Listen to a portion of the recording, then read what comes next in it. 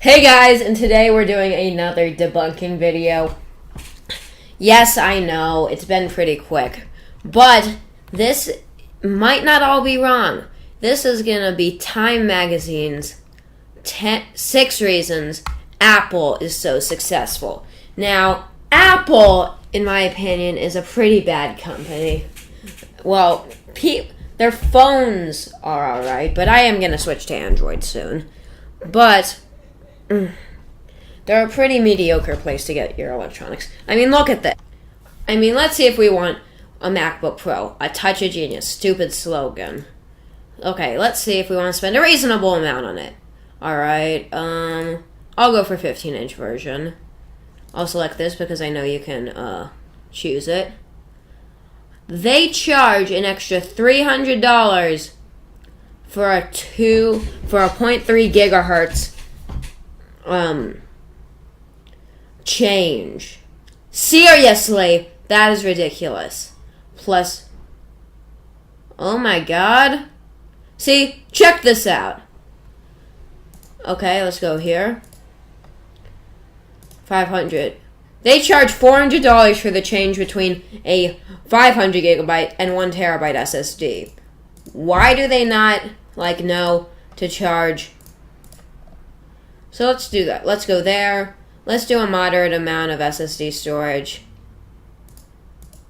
$100 to change between a 2 and 4 gigabyte one. And nearly $2,699 for a pretty mediocre laptop, in my opinion. Man, Apple!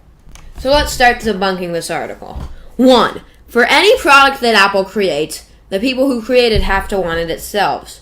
For many times with products I do with other tech companies, projects, the goal is almost based around the technology first, followed by whether or not people really want to use it.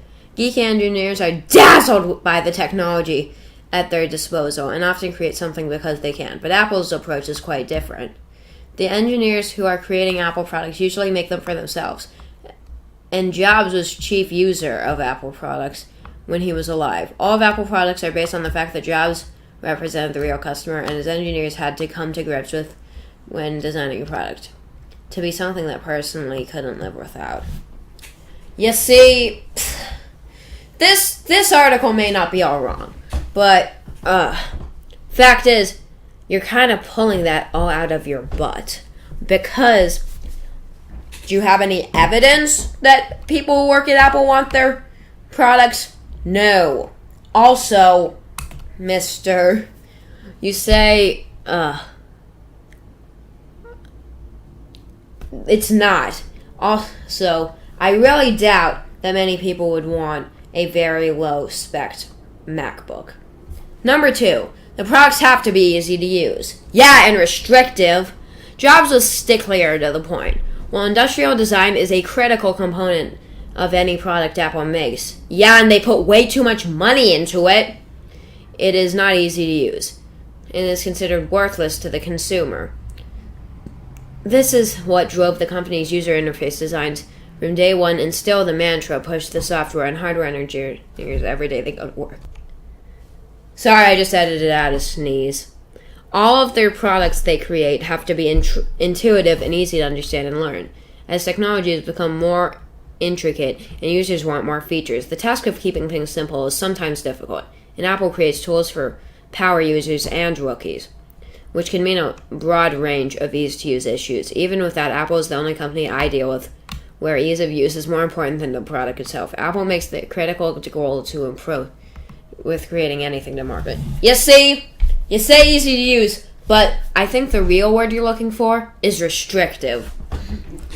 There are only a few things that a Mac-based computer can do that a Windows-based computer can't, but there are thousands of things that a Windows-based computer can do that a Mac-based computer can't.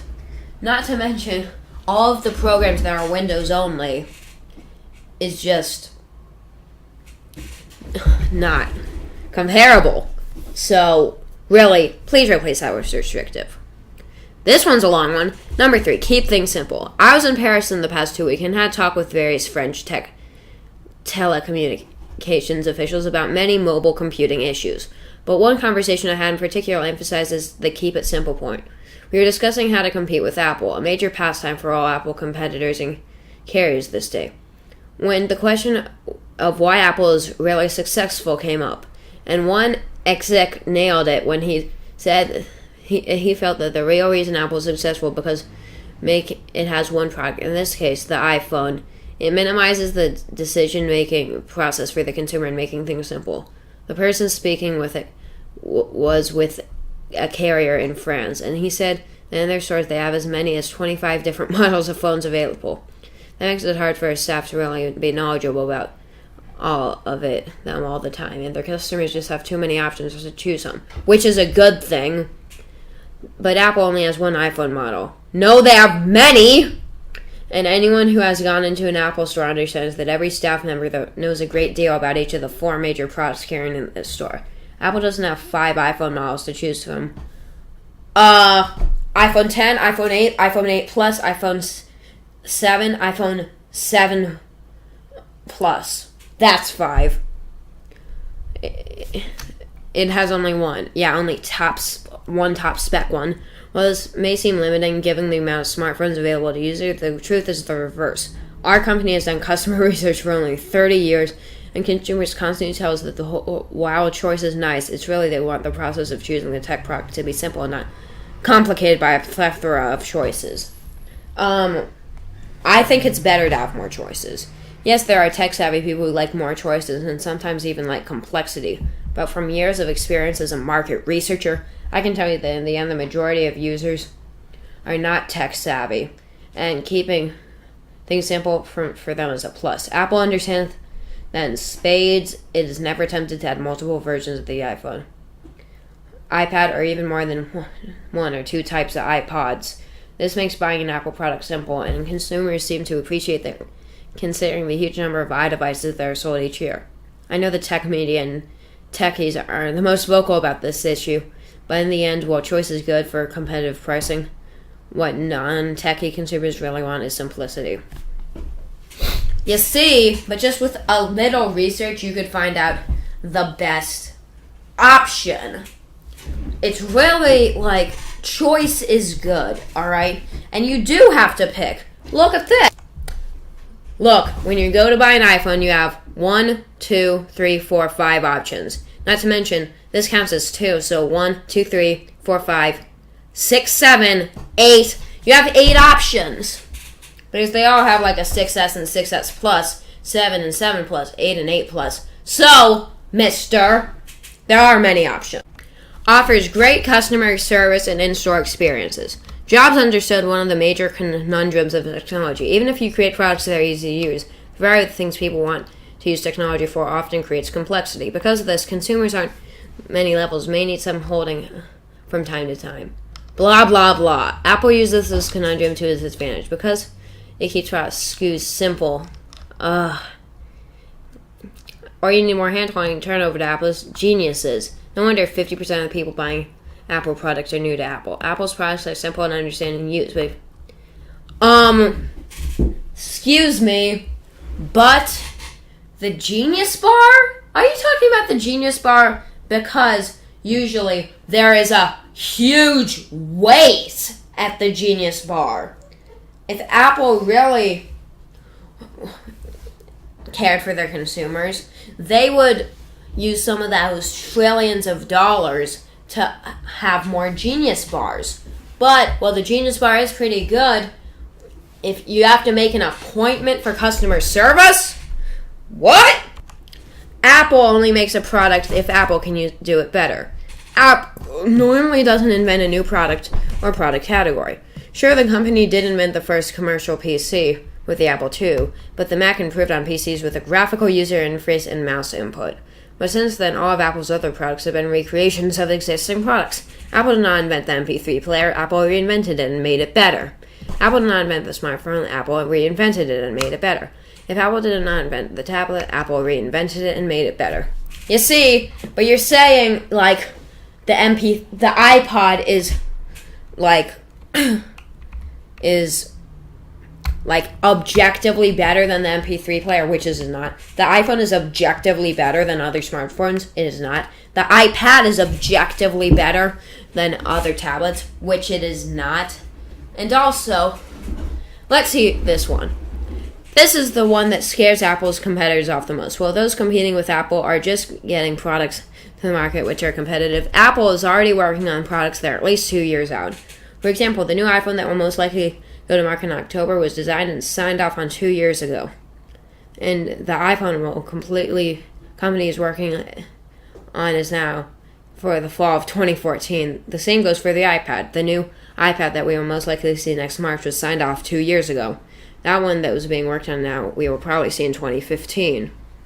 How long ago is this written? This is a nightmare for Apple's competitors. You see, it is not always good if a tech product is worked on for a long time, because then they end up using specs from a while ago. Let's check the iMac Pro and see how much it'll cost for an iMac Pro similar to my PC. Actually, tech specs, $5K. You have to pick an 8-core or 10-core. 32 gigabytes, when most people by far do not need 32 gigs. A terabyte SSD, which by far most people don't need. You should give us a terabyte HDD. Vega GPU, that's gonna be. And this is gonna cost an arm and a leg. I'm gonna check the Mac Pro because I thought this may have been already by. Let's check the Mac Pro. Alright. Let's do 6-core because that's probably more than people need. Alright. $800 for 0.5 less gigahertz, 2 more cores, and $2,000. Oh my god. So let's stick with that. Let's do 16 gigs of RAM since that's what most people need. 512 gigabyte SSD.